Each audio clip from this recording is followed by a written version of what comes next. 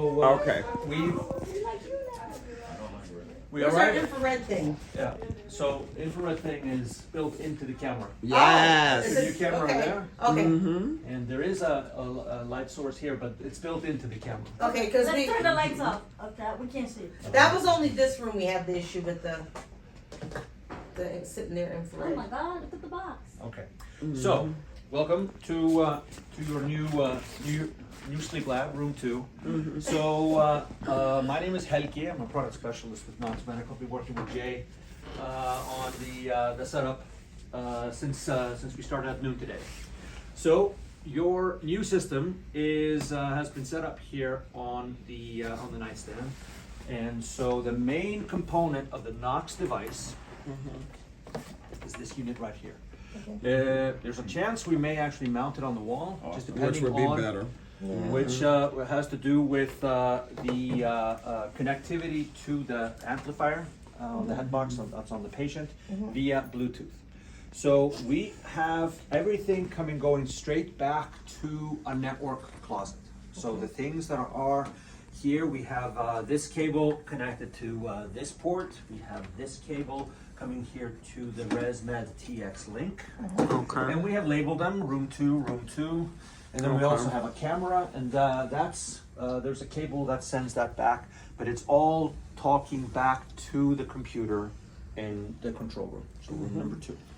So, and then of course we have our ResMed device. It is a digital connection, so it is any change you do in the software will be directly reflected through EasyCare directly into Nocturnal. So any events, you change the pressure from 4 to 5, 5 to 6, 6 to 7, and so on, change from CPAP to bi-level, and so on and so forth.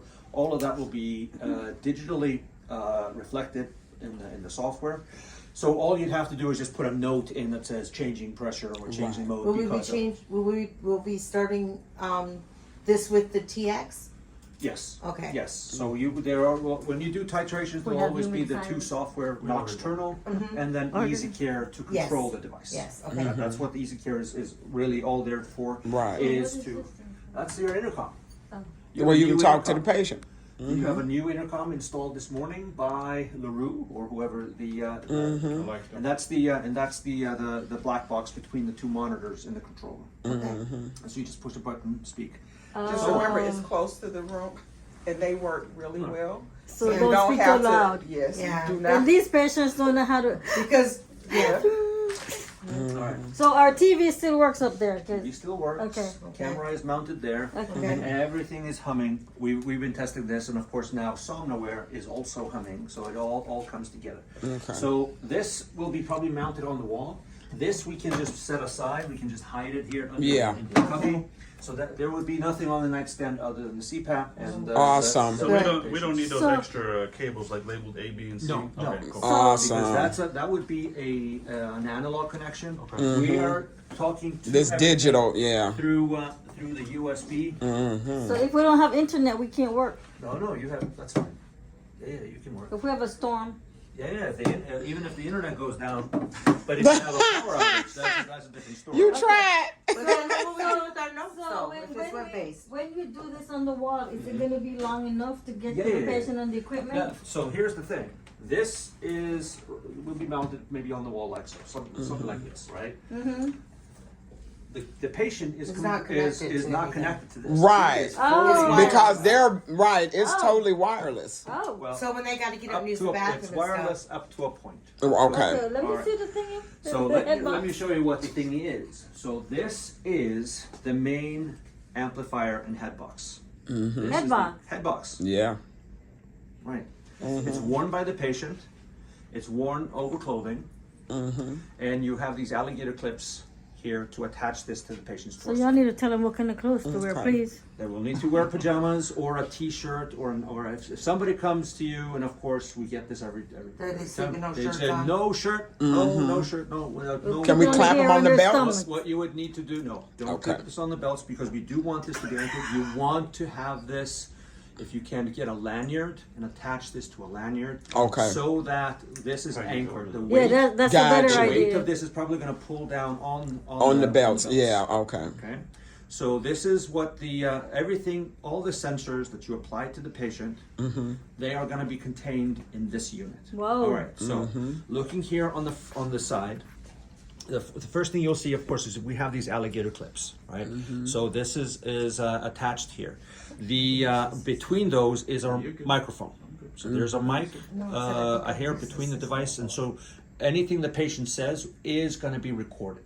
Oh, Okay, awesome. so it is going to be part of the study. They don't listen. You do not need you do not communicate to the patient. You do that through here. But anything the patient says is recorded. So do we have to still use a snore sensor? No. Okay. You do not need to put a snore sensor. Oh, okay. So so that's here at the top of the device. Then on the side of the device we have our sensor inputs. At the top here you'll see PRES. That stands for pressure.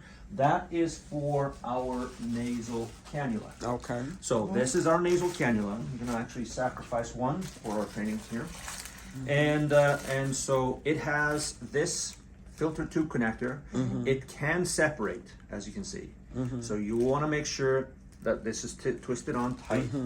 And then you just press this spear, tip of the spear here, into the side of the device. Oh, you just press it in? Just press it in. Okay. So what if you detach it? How would you put it in? You said you can detach it. How would you put it Yeah. in? So if this is not part of the cannula, nothing fits. Oh. Right. You have to have the filter. Have to have the tree on. Okay. Have to Okay. have the filter tube Okay. connector. Right. Okay. Then we can see that we have our sensor inputs. Standard 1.5 millimeter touch-proof connectors, same as any other What was sleep this system. called again? Pressure. Pressure, PRES stands for pressure, so it's for the nasal cannula. Okay.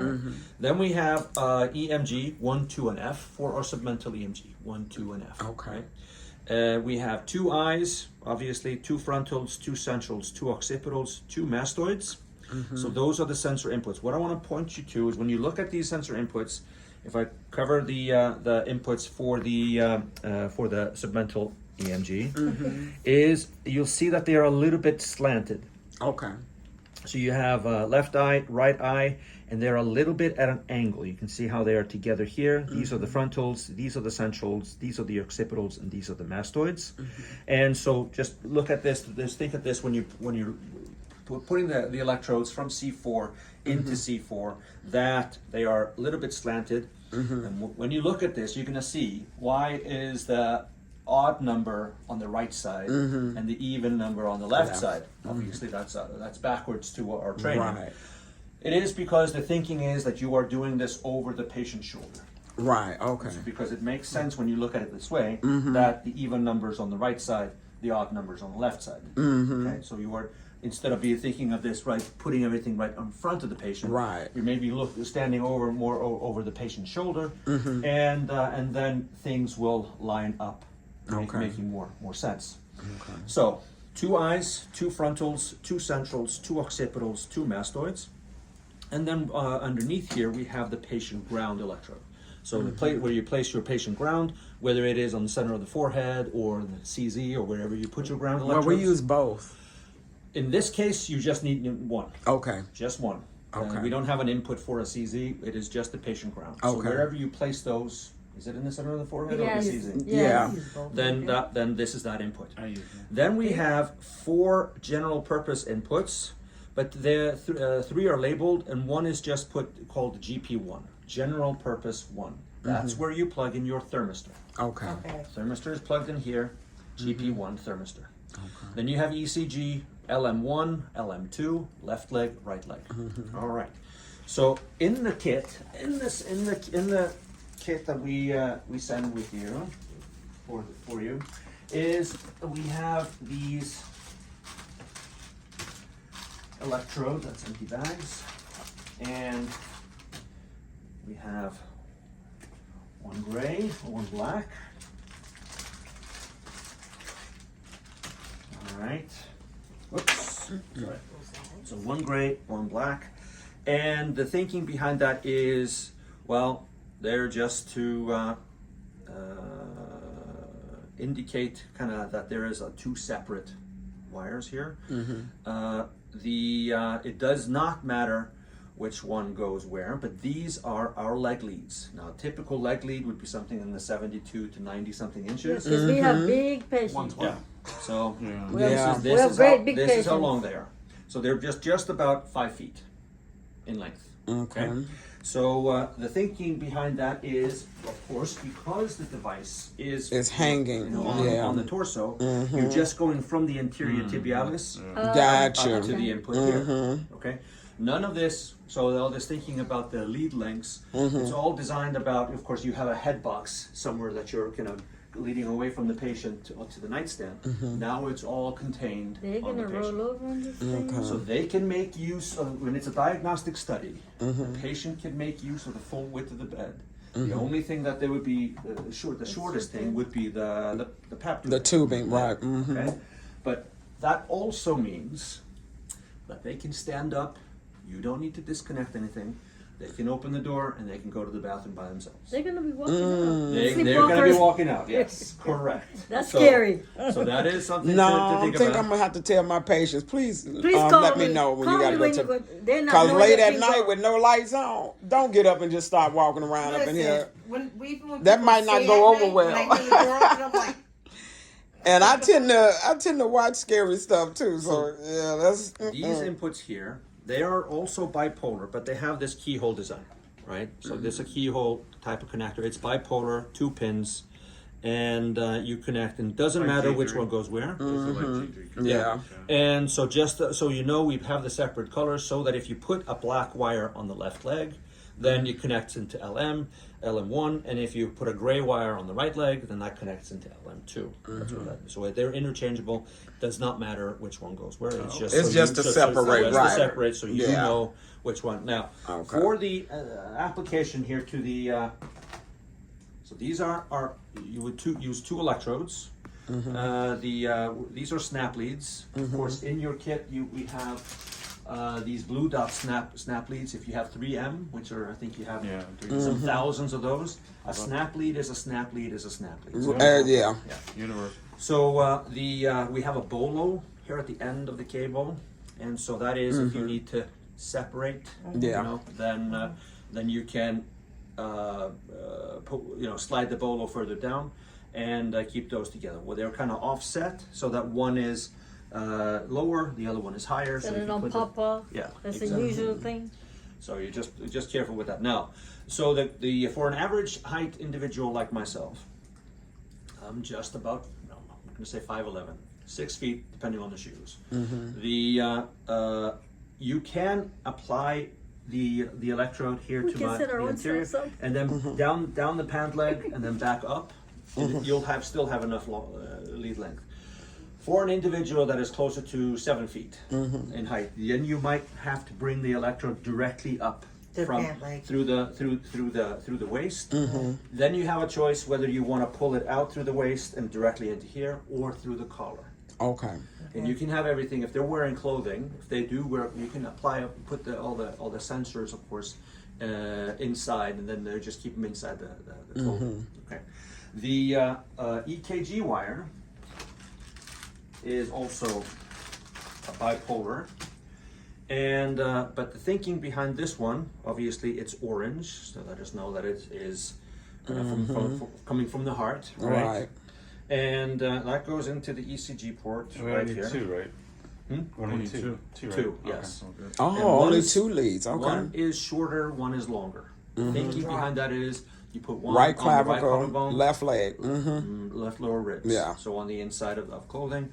But if people are uncomfortable with where the wire coming across the bosom or something like that, you can then just apply it on the other collarbone or on the shoulder, whatever works. We're not disrupting the 10-20 system. It's Right. still the 10-20 system, right? Okay. So, but that's the idea behind the shorter one on the right, the short one just coming directly up. So everything is contained again, and so whatever lead length is excess, you can just tuck that underneath the shirt, and you'll be fine. Okay.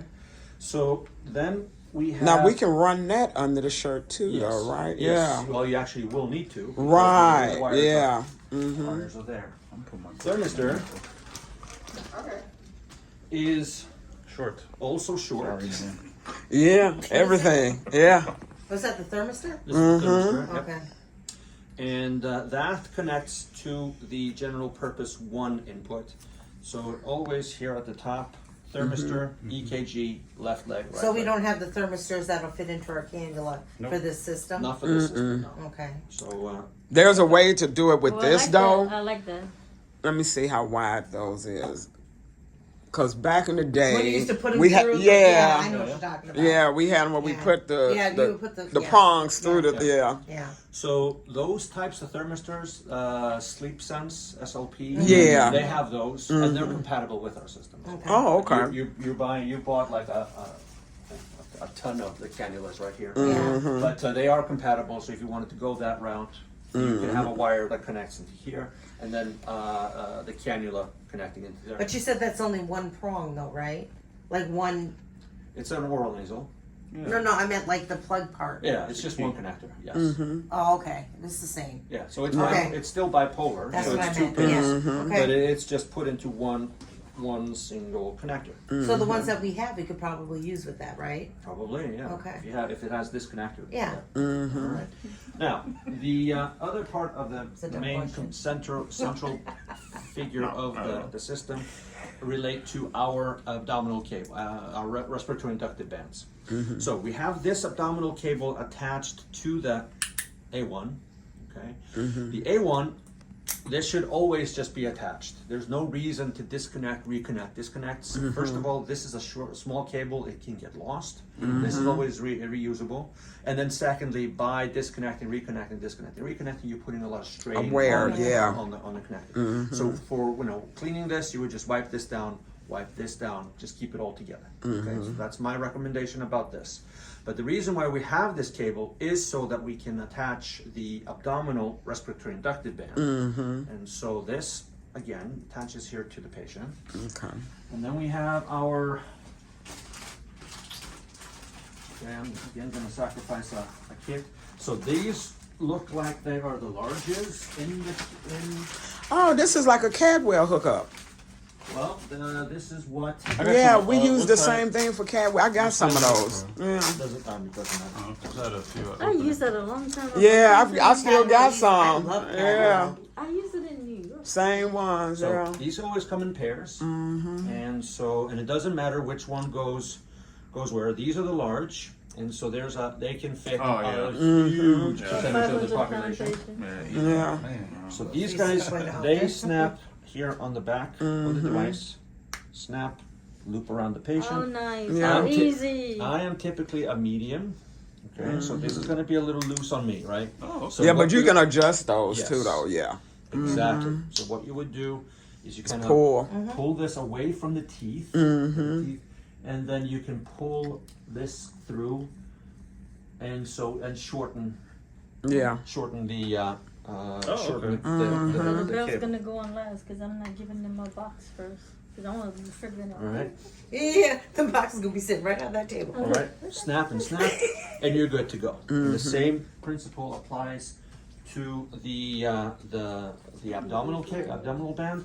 So again, we just pull it away from the teeth, and then we kind of slide through, and we don't need to do it both on both sides. Right. This is probably going to be really tight. Yeah, you pull that one kind of short. You can strangle Oh, yourself.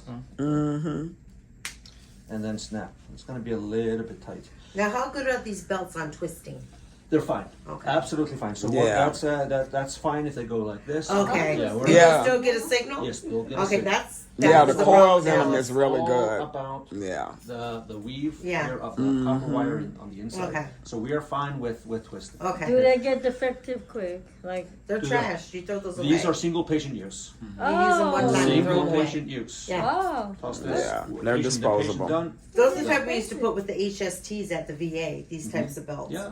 If you work with the T3, this is the Yeah. A1 is the big It sister. looks. to the- That's what I said. They look. That's why I was saying to you just a minute ago. I think I've used this, but it was the HSTs. We have the HST. All right, it's the T3. Now, what everybody needs to practice, what you're gonna find in the kit, this little tool right here. This, if you work with the T3, you've seen this before. So this is our battery door opener. So the You device gotta is have it. If powered- you lose it, you're screwed. The device is powered by a single AA battery. Okay. So you press the center button, it engages the battery. Now, to get to the battery, you always have to put a new battery in, and this is where we get into the interactive part. Everybody needs to practice this. So the way I like to teach this is to hold the pen with 4 fingers, leaving the thumb free, so you can tap the end here. The reason why I want to do that is so I can rest the A1 there on the thumb for leverage. I line up the knob at the tip of the pen to the hole. This is a locking mechanism. There's a little lever on the inside. You push in, you slide down, and you've opened the battery door. Okay. So All every right. day you have to change the battery? Every single study, you need to change the battery. So, would you be so kind as to open? So the we device? definitely got to have batteries on Yes. hand. You gotta have to have AA batteries for the T3 on. Yeah, I'll make sure you don't. I have to get some boxes. Yeah. Let the device rest on your thumb. But we got some now, right? Push in, slide down, and you got it. You are left-handed. Yes. Oh wow. I'm left-handed. All right, right, now wanna close the door. All right. You wanna hold the- Yep. Okay. And